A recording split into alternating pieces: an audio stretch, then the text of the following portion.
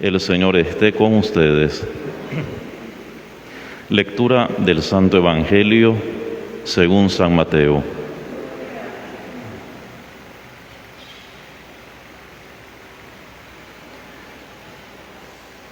En aquel tiempo, Pedro se acercó a Jesús y le preguntó: si mi hermano me ofende, ¿cuántas veces tengo que perdonarlo? ¿Hasta 7 veces? Jesús le contestó: no solo hasta 7, sino hasta 70 veces 7.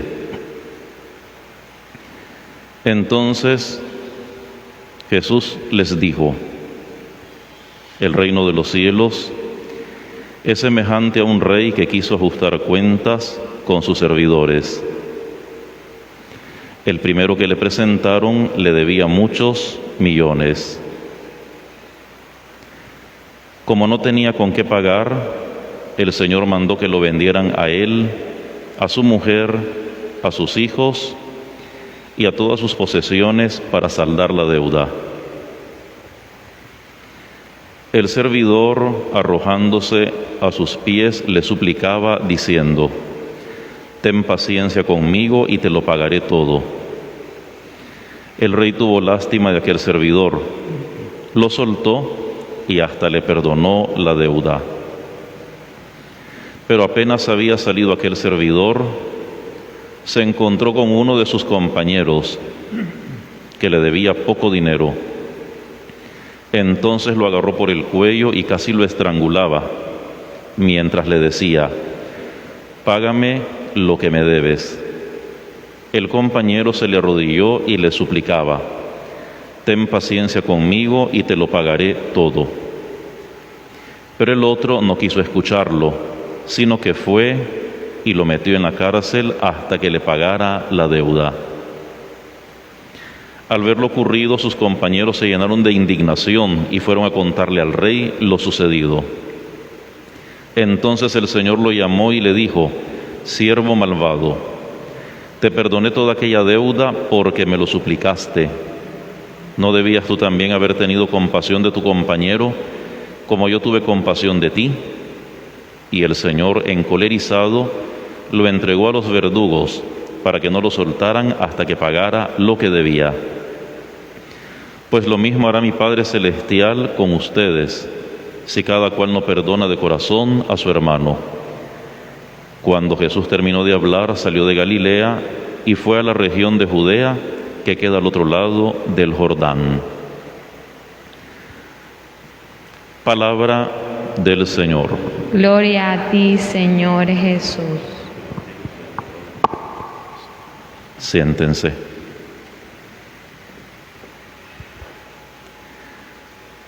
Recordemos que estamos dentro del contexto de los 3 anuncios explícitos que hace Jesús de su pasión, de su muerte y de su resurrección.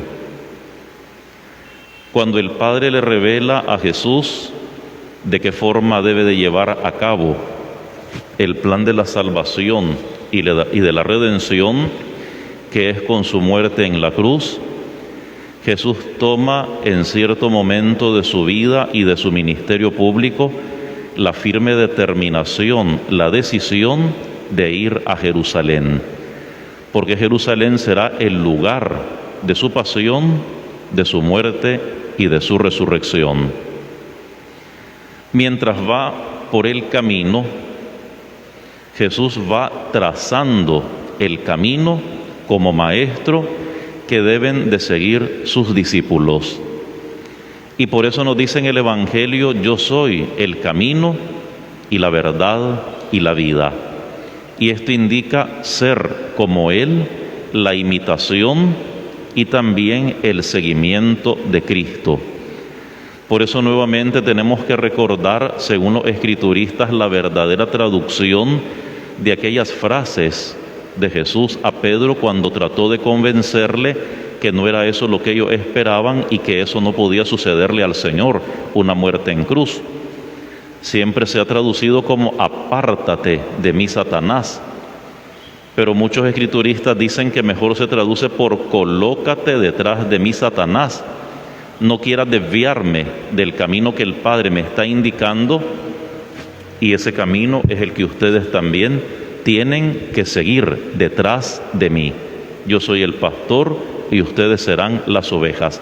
Más adelante los va a convertir en pastores, porque habiendo conocido el camino, ellos tendrán que guiar a otras personas. Pero no solamente el camino que lleva a Cristo es un camino de muerte, de entrega y después de resurrección. No solamente es un camino a Jerusalén, que los discípulos no lo siguieron inmediatamente en el instante de su pasión y muerte, sino que lo hicieron más adelante, después de haber entregado su vida a la predicación del Evangelio, sino que el camino de Jesús es también un camino de amor, de santidad, de misericordia, de ternura, de compasión y de perdón.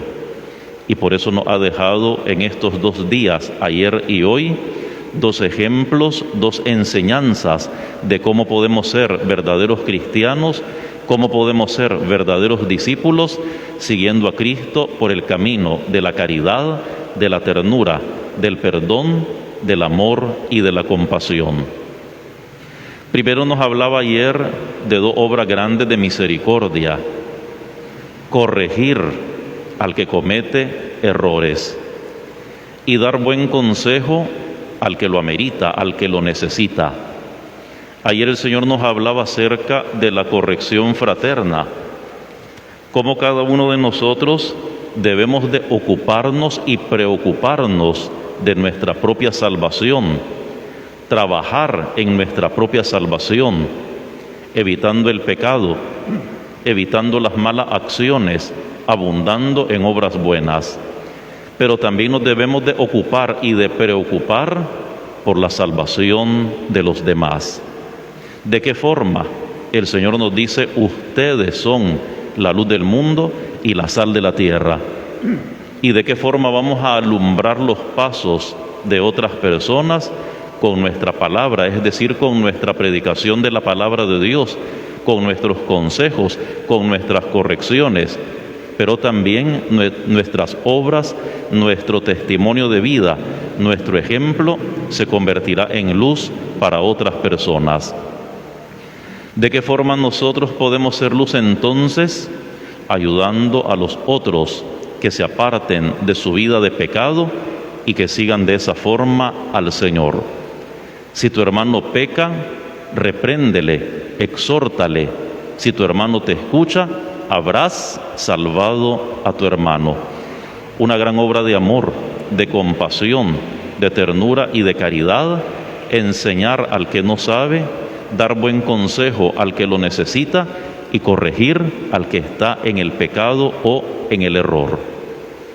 Ahora el Señor nos habla de otra gran obra de misericordia, que es perdonar las ofensas que recibimos de nuestros hermanos. Es interesante porque a veces hemos hablado de la penitencia. La penitencia es el ayuno, la oración y toda la obra de misericordia, y una buena confesión con el sacerdote. Pero algunos padres de la Iglesia agregan una vía más de la penitencia, que para mí tiene que estar dentro de toda la obra de misericordia, cuando decimos ayuno, oración y limosna, que representa toda la obra de misericordia. Pero algunos padres de la Iglesia la ponen aparte como una gran vía, es decir, como un camino para obtener el perdón de Dios, perdonar las ofensas que recibimos de nuestros hermanos. ¿Cómo se ha abierto este relato evangélico? Pedro hace a Jesús una pregunta: si mi hermano me ofende, ¿cuántas veces tengo que perdonarlo? ¿Hasta 7 veces? Piensa él que está dando una respuesta correcta, porque el número 7 indica perfección y plenitud. Pero con esto está poniendo límites al perdón, a la compasión y a la misericordia, poniendo límites. Da una respuesta dentro de la misma pregunta hasta 7 veces y seguramente pensó que estaba dando la respuesta correcta. Pero Jesús siempre va más allá y dice: no te digo hasta 7, sino hasta 70 veces 7. Y esto puede parecer como una locura, estar aguantando, estar perdonando y multiplicar 70 por 7. Pero ¿qué indica este lenguaje en el Evangelio? Si ya 7 indica plenitud y perfección, el Señor nos está diciendo con esta respuesta que siempre debemos de perdonar, siempre.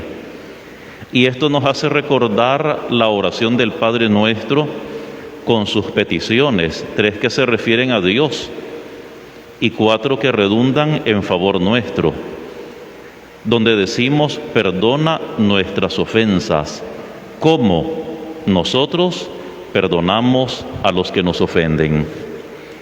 Y esta petición la vemos muy bien reflejada, muy bien explicada en la parábola que el Señor nos ha regalado después de esta pregunta de Pedro.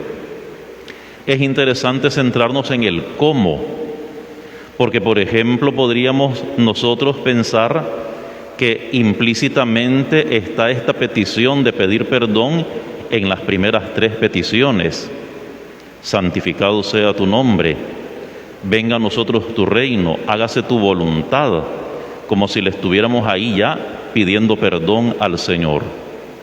Pero es interesante cómo hay una petición específica de perdona nuestras ofensas, como nosotros perdonamos a los que nos ofenden. Por eso al principio he hablado del seguimiento de Cristo. Cristo va trazando el camino, un camino hacia Jerusalén, un camino a su destino de muerte por nuestra salvación, pero repito, camino de compasión, de misericordia, de ternura y de caridad. Y este cómo nos hace recordar cuando Jesús nos dice: sean santos como vuestro Padre Celestial es santo. Sean perfectos como vuestro Padre Celestial es perfecto. Sean misericordiosos como vuestro Padre Celestial es misericordioso. Ser como Él. ¿Y qué tenemos que hacer nosotros dentro de tantas cosas para practicar la misericordia, para llegar a la perfección y para llegar a la santidad? Practicar el perdón y tener entrañas de misericordia como nuestro Señor Jesucristo. Imitarle a Él, ser como Él y seguirle por el camino que nos va indicando. Significa que cuando un corazón no es capaz de perdonar, cuando un corazón no es capaz de olvidar lo que el otro le está haciendo, se vuelve un corazón duro, por tanto impermeable. Si es un corazón inmisericordia y se endurece y se vuelve impermeable, quiere decir que no penetra en él la misericordia de Dios. Para suavizar el corazón, para que esté abierto como el corazón de Jesús traspasado por la lanza, tenemos que practicar la misericordia a través del perdón a nuestros hermanos. Me parecía muy interesante un comentario en el Catecismo de la Iglesia Católica acerca de esta petición: perdona nuestras ofensas, como nosotros perdonamos a los que nos ofenden. Cuando sintamos que no podemos perdonar al hermano, cuando tenemos en la mente presente la ofensa que el otro nos ha hecho, y cuando viene al recuerdo, a la memoria, lo que nos han hecho, y se nos endurece el corazón, sentimos odio, sed de venganza, ofrecer nuestro corazón al Espíritu Santo, porque Él va a cambiar todo ese odio, toda esa sed de venganza en misericordia y perdón, y va a cambiar también esos pensamientos, ese recuerdo en misericordia y en perdón. Ofrecer nuestro corazón al Espíritu Santo, y diríamos también ofrecer nuestro corazón al corazón de Jesús. Es interesante la parábola que nos ha narrado Jesús el día de hoy. Nos dice que el reino de los cielos es semejante a un rey que quiso ajustar cuentas con sus servidores. Esta traducción dice: el primero que le presentaron le debía muchos millones. Pero la traducción correcta dice que le debía 10,000 talentos. Era como una deuda inimaginable, impensable de pagar, porque 10.000 era el número griego más alto y un talento era la unidad monetaria más grande. Ahora hagamos una comparación. Aquí dice muchos millones, quizá la traducción mexicana para que podamos entender. Para nosotros la palabra millón significa bastante, y si fuera de dólares, peor todavía. Una deuda que no se puede pensar en pagar. Sin embargo, este primero que le presentan le pide perdón, se arroja a sus pies y le suplica diciendo: ten paciencia conmigo, que te lo pagaré todo. Escuetamente utiliza la palabra lástima, pero debería ser compasión y misericordia. El rey tuvo lástima, mejor digamos compasión y misericordia de aquel servidor, lo soltó y hasta le perdonó esa deuda de muchos millones.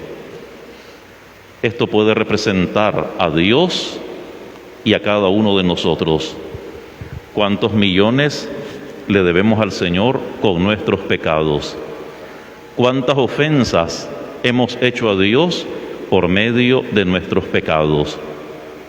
Nunca vamos a poder comparar lo que nos hacen nuestros hermanos, las ofensas que recibimos de nuestro prójimo, con toda la deuda que tenemos con Dios a causa de nuestras malas acciones.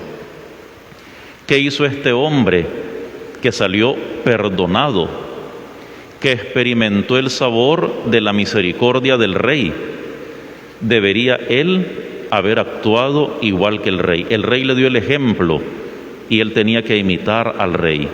Sin embargo, cuando sale, se encuentra a otra persona que le debía poco dinero y lo agarró del cuello y hasta lo estaba estrangulando, pidiéndole que le pagara lo que le debía. Ahora es este personaje el que se le pone de rodillas a aquel que salió perdonado, pero este hombre no tuvo entrañas de misericordia. Por eso el rey retrocede en la decisión que había tomado y manda tomar preso a este primer hombre hasta que pagara todo lo que debía. Creo que esta enseñanza está muy clara y nos hace recordar muy bien esa petición con la que nos medimos todos los días y cada vez que rezamos el Padre Nuestro.